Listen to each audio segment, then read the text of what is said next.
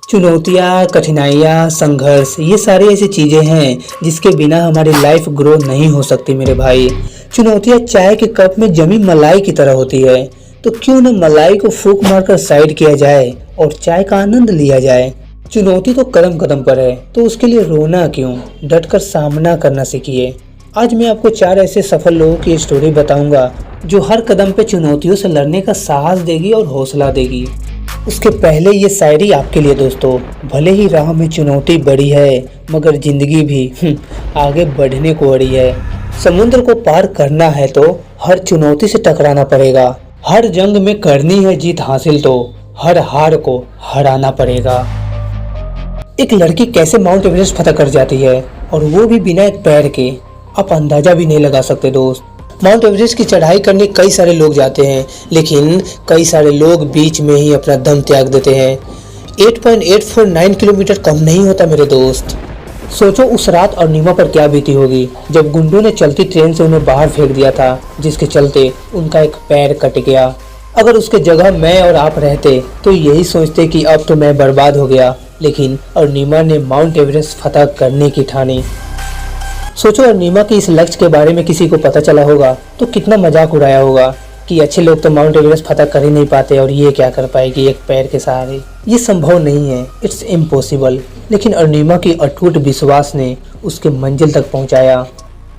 अगला स्टोरी आपके रोंगटे खड़े कर देंगे दोस्त। ये स्टोरी विल्मा रुडोल्फ की है, जो चल नहीं सकती थी, जो अपाहिज थी, लेकिन 21 साल की उम्र में ओलंपिक्स में गोल्ड मेडल जीतकर इतिहास रच दिया था।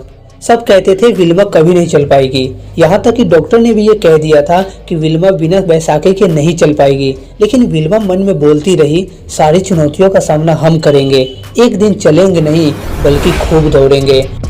और हुआ वही जो विल्मा चाहती थी। चुनौतियाँ उनके सामने हार मान गई, घुटने टेक दी उनके सामने।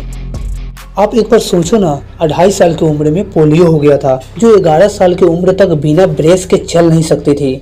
बट 21 साल की उम्र में 1960 के ओलंपिक्स में 3 गोल्ड मेडल जीतकर इतिहास रच दिया था।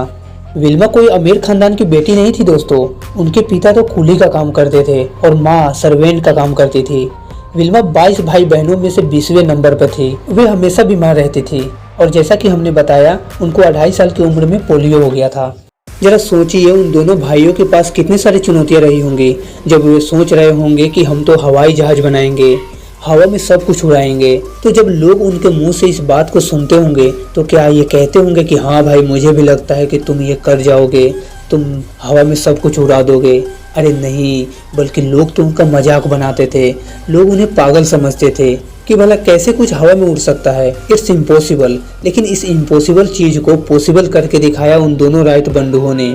चुनौतियाँ, क्या चुनौतियाँ कलाम साहब के पास नहीं थी? जिस कलाम साहब को हम मिसाइल मैन के नाम से जानते हैं, उनकी बचपन की जिंदगी तो बहुत मुश्किल थी दोस्त।